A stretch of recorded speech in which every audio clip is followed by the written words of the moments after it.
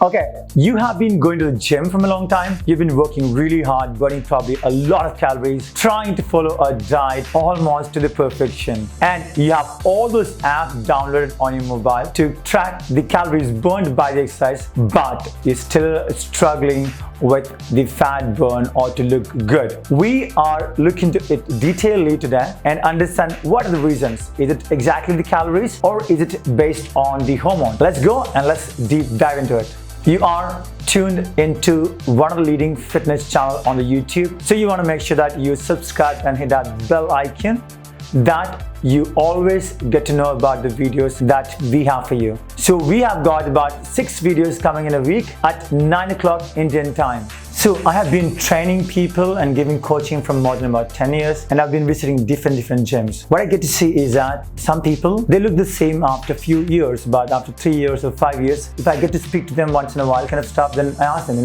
what kind of training program they do. They say like, I've burned a lot of calories. I've been following very strict regime of diet.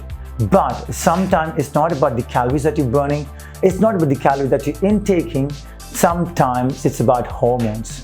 And 99% of the time, we don't even realize that exactly what's happening. So sometimes the reasons could be that the body is resistant to some of the hormones like insulin resistance or leptin resistance. We are going to look into it in detail and understand why. What is the reason that you've been struggling from so many years, but you're not getting results. So you can exercise more than 4 or 5 hours a day, and you can follow strict regimes like Atkins diet, a GM diet, ketogenic diet plan, or intermittent diet plan. At the end of the day, it's all boils down to one thing: keeping the body in a state of fat burning or producing those hormones which will help you to burn more fats. So we're going to look into it and understand which are those hormones which helps us to burn more fat, or which are the hormones which literally keep us in the same state of not burning fats.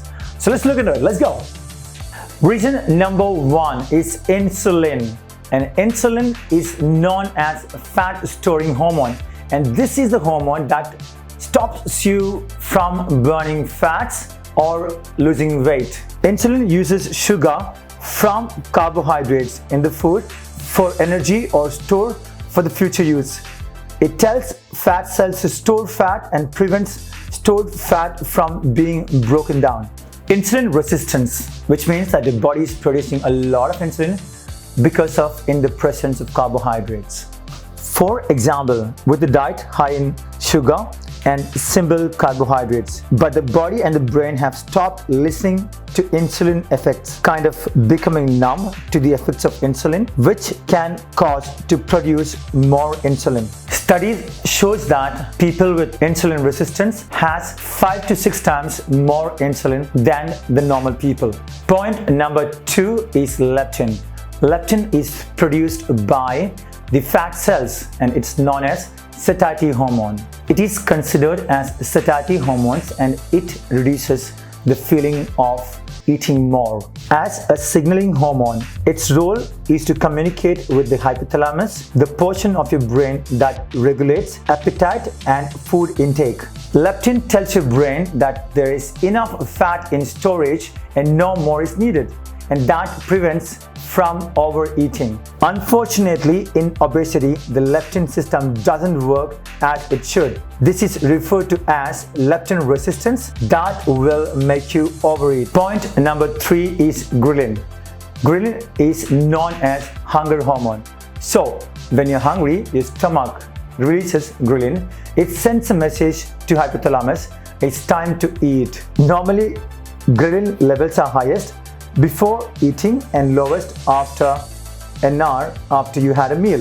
Ghrelin helps stimulate appetite and increase fat deposition. Studies have also shown that after obese people eat a meal, ghrelin only decreases slightly, because of which the hypothalamus doesn't receive a strong signal to stop eating, which can lead to overeating.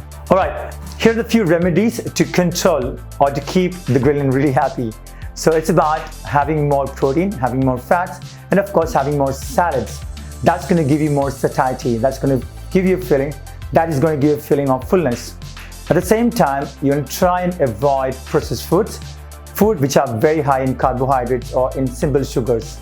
Point number 4, and probably the most important one, it's about cortisols. Cortisols are known as stress hormone. So it's been produced in the body whenever you stress or the body is sensing stress. And if your body produces more of cortisols, there is a huge chance that most of the fat deposition can be in the abdominal area. So by now you know exactly what happens and how do you gain muscles, of course, with more amount of testosterone. By having high amount of cortisols in your system, the body minimizes the production of testosterone, which means that it's going to be very difficult to retain the lean muscle mass. Cortisol can influence other hormones as well, can cause insulin resistance. The main concern here is stress. Stress can influence a lot of systems in your body. High stress equal to high cortisol, equal to high insulin, is equal to elevated blood sugar, equal to weight gain in the belly. Point number 5, thyroid hormones. If these hormones are underproduced, that situation is called as hypothyroidism. And hypothyroidism is directly connected with weight gain reasons. Hypothyroidism or low thyroid function affects 1 in 5 women and 1 in 10 men. Thyroid hormones regulates metabolism, sleep, brain development, even up to an extent the weight management. Hypothyroidism and underactive thyroid gland can lead to slower metabolism, weight gain and higher body mass index, which is BMI. You can prevent hypothyroidism up to an extent if you're using iodized salt, vitamin D and food rich in zinc. Point number 6 is testosterone. And a man looks or probably speak with some deeper voice, looks more kind of hard and strong, or they have more muscle mass naturally than a woman, is the reason because the testosterone. And at the same time, women secretes some amount of testosterone on a regular basis. So being said that, testosterone is the hormone that makes you look lean and more muscular. Alright, if you have less amount of testosterone, so you're going to look much more fatter, you're going to deposit more amount of fats. The reasons that you can feel or face low testosterone levels are going to be your lifestyle, alcohol consumption, and of course aging. With these, your testosterone levels are going to drop down and you're going to probably age more faster and have less amount of muscle mass. How do we work against it? We're going to make sure that we work out regularly, do high intensity programs, do more of compound programs. At the same time, have a diet which is rich in protein, at the same time rich in fiber. Point number 7 is estrogen. Both high and low estrogen levels can lead to weight gain or fat deposition. We're going to speak about high levels of estrogen. Overproduction of estrogen by the ovaries or eating food rich in estrogen can cause high estrogen levels. A healthy body produces correct amount of insulin and keeps the blood sugar in check.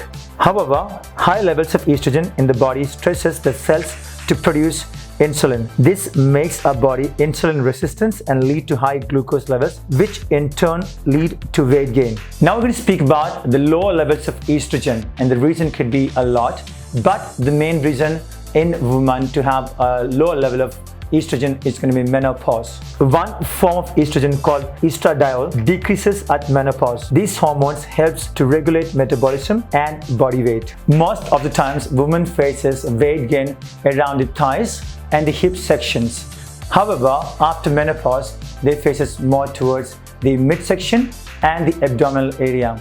This type of fat gain tend to build in the abdomen and around the organs, where it is known as visceral fat. Visceral fat can be very dangerous. It has been linked with several other medical conditions, including diabetics, stroke, heart disease, and some cancers. To keep estrogen levels in balance, you should avoid alcohol consumption, processed food, and work out regularly. At the same time, increasing vegetables and fiber-based food in the diet can help you maintain a healthy estrogen level. So here is the conclusion. Whatever plan that you're doing, the first and the most important thing is to understand the reason for the fat gain or the weight gain. Then you want to implement whichever plan that you plan to go with, or the calorie deficit diet plan, or working out for hours and hours. But I believe very strongly that until unless you don't understand the reason for it, you would not be able to get results. So looking lean, being fit and being healthy is completely person to person. Probably the thing which is working for me may not work for you. So you want to really figure out your way around. We've got online coaching for you guys. So if at all you're interested in online coaching, do make sure to write to us at coaching@bodyprocoach.com. At the same time, hit that bell icon and subscribe to the channel if you haven't subscribed yet. And please do share the channel with your friends and family. We've got more than about 6 videos coming in every week. So make sure to thumbs up if you like the videos, if you like the content, because we believe if you know the things, if you have the right knowledge, you definitely get results. Thank you so much for tuning in. I'm looking forward to seeing you in the next video.